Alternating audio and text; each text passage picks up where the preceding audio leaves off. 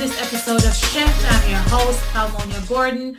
Thank you for joining us today. Today we're in the three-part series, hopefully the conclusion of our episode entitled Conversations with Men, or better yet, Ask Men.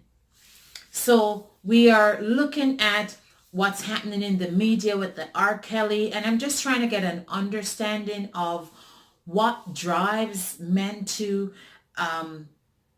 abuse. It could be your interpretation, it could be your understanding, it could be something you have experienced from, just guys hanging out. Whatever it is, I'm looking for your feedback, your take. I've had some great comments and some great feedbacks, but we need more. Most of all, I need someone who is brave enough to stand up and says, okay, I'm willing to get on the phone with me. You don't have to put your face out there, but we want to have a voice. With that said, I'm your host, Palmonia Gordon. Thank you for joining us. Shift is simply helping individuals find their true passion and their true purpose. And we do it as a community as we share our thoughts, our ideas, our stories, and we come together. So this is the third part in a series of our conversations with men, helping us as women especially to understand, but also men, because the men have been victims too and are being victimized. So help us to understand what may cause this.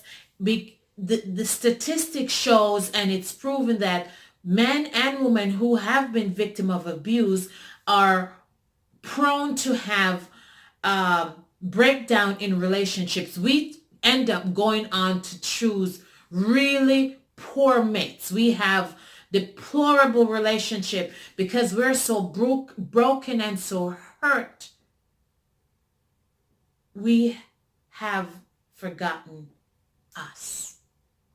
It's very easy for us to be manipulated. It's very easy for us because that hurt that we initially experienced, we almost spend the rest of our lives trying to course correct and to fix that.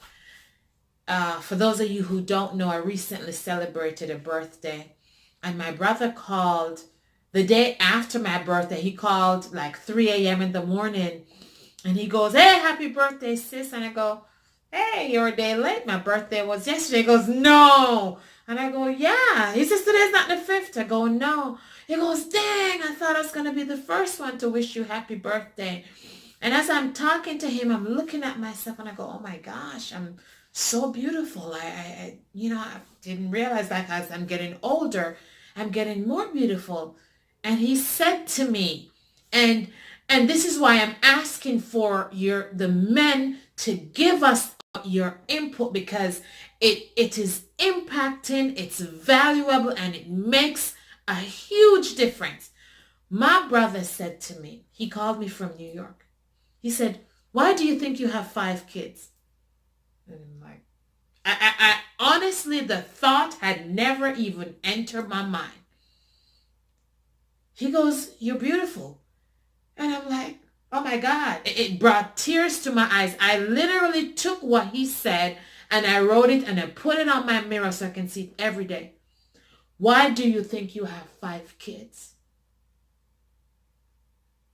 For some women, they have 5 kids because they're trying to get over the hurt. So you keep falling into one relationship after another, hoping to get healing. But my brother did a flip for me that I had not realized.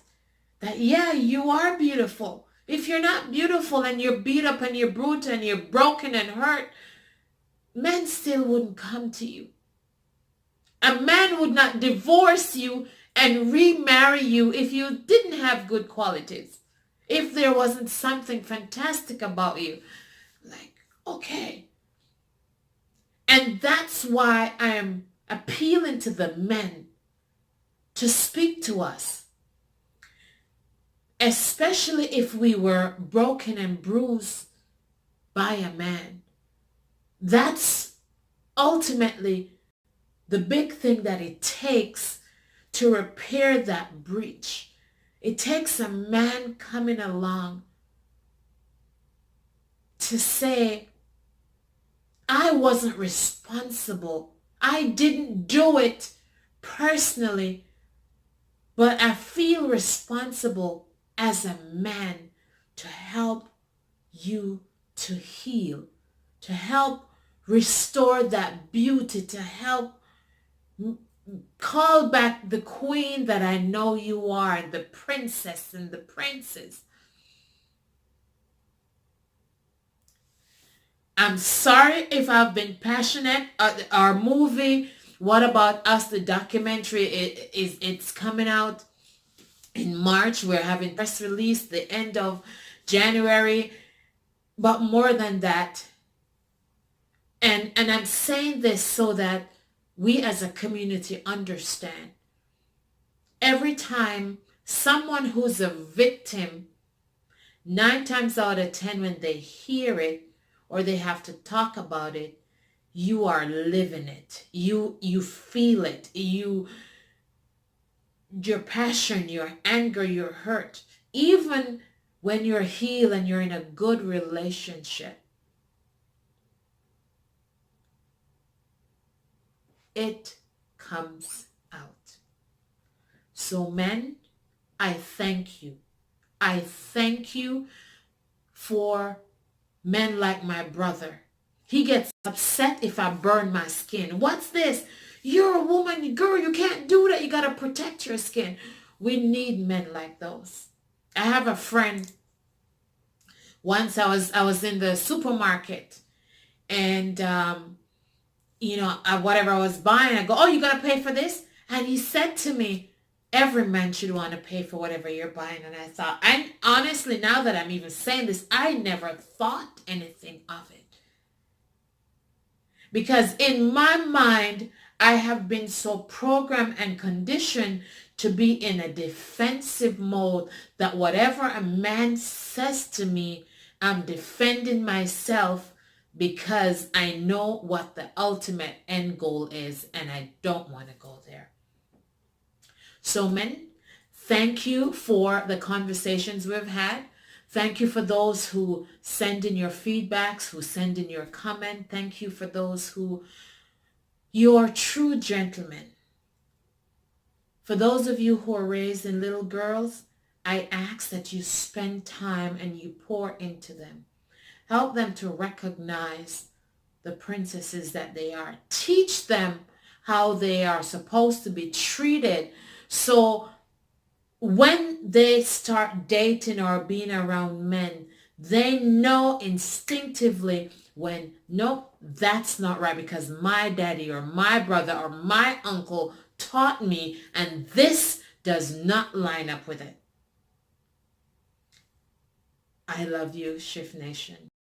I love us as a community, and I love the growth and the change that we're experiencing and going through right now as we move into through 2019 into 2020. Change. We have to change, and we can only change when we understand. Thank you for stopping by. Remember to subscribe, remember to like, remember to share, remember to leave a comment.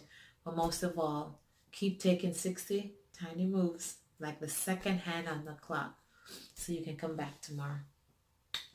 Have a good day.